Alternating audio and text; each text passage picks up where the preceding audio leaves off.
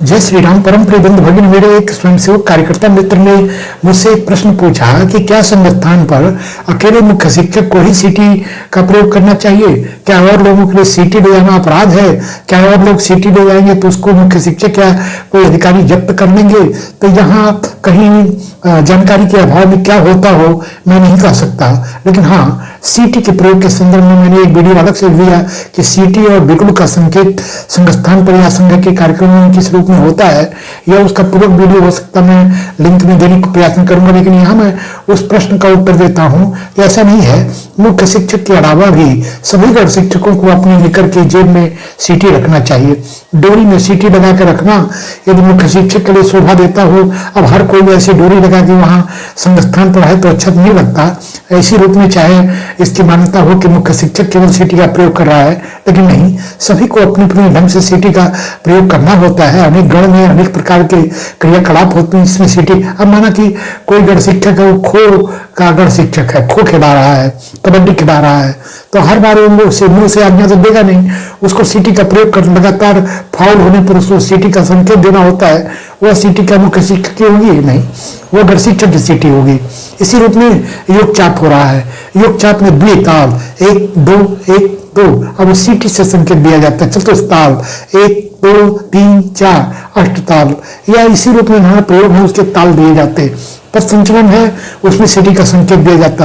अब हर कोई काम केवल मुख्य शिक्षक को पकड़ता नहीं, तो इस रूप में जो शाखा कारवान है उनके पास होना चाहिए, कोई इकाई है उसके शारीरिक प्रमुख के पास होना चाहिए, गण शिक्षक है उनके पास। हाँ, एक बात को सबको बड़े व्यवस्था के साथ पालन करना चाहिए कि सीटी का प्रयोग, इसमें सावधानी बरती जानी चाहिए। सीटी का प्रयोग यदि गण दे रहे हो तभी गण शिक्षक करना चाहिए, नहीं कि कभी भी लेकर सीटी बजाने लगे। अगर मानव स्वभाव होता है बच्चों का, तो और भी छोटे बाल शिशु स्वयंसेवक सीटी है तो अनावश्यक भी पेट पीट करते रहेंगे, ये ठीक नहीं है।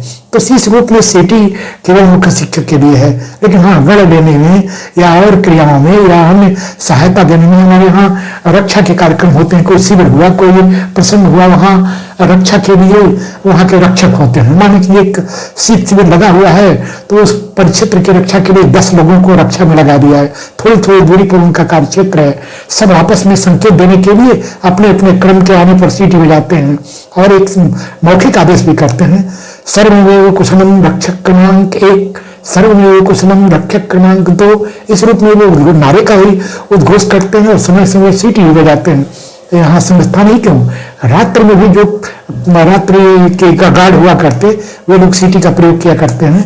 तो यह सीटी केवल मुख्य शिक्षक के लिए इन अर्थों में कि सीटी का अधिकार यह तो मुख्य शिक्षक का है, लेकिन गण देने के लिए या अन्य प्रसंगों के लिए सबके पास ये सीटी हो, ये अच्छा है। हर स्वयंसेवक के लिए सीटी तो आवश्यक नहीं, लेकिन कम से कम गण शिक्षक के पास या मुख्य शिक्षक है, शाखा कार्यवाह है, शारीरिक प्रमुख है, इन सबके पास सीटी होनी चाहिए। उसका भी अपने मुख्य शिक्षक के निर्देश और व्यवस्था के अनुसार उसका उपयोग भी कर सकते हैं, इसमें कोई मनाही नहीं है। ये हमारे बाल मित्र ने जो पूछा, तो यदि मुख्य शिक्षक ने सीटी दत्त किया उसको दे देना चाहिए, यह बाल चेष्टा है, लेकिन इसकी सैद्धांतिक महत्व को आप समझें। ये एक छोटी सी चर्चा सीटी के संदर्भ में थी, मैं समझता हूँ ये आपके लिए भी स्वीकार होगी। कोई मैं इसका प्रवक्ता नहीं हूँ, लेकिन हाँ, अपने लंबे समय कार्यकर्ता के रूप में जो मैं जाना उसको व्यक्त किया। यदि इससे भिन्न कोई किसी का मत हो तो आप व्यक्त कर सकते हैं। सीटी का प्रयोग मुख्य शिक्षक के निर्देश में होना चाहिए, लेकिन गण देते समय गण शिक्षक भी सीटी का प्रयोग करेंगे। अन्य प्रसंगों पर अन्य भी सीटी का प्रयोग करते हैं, इसमें दोहराया नहीं। ये सीटी केवल मुख्य शिक्षक के लिए नहीं है, ये भी अपने आप में सत्य है। सीटी का प्रयोग सभी नहीं कर सकते, ये भी अपने आप में सत्य है। ये छोटी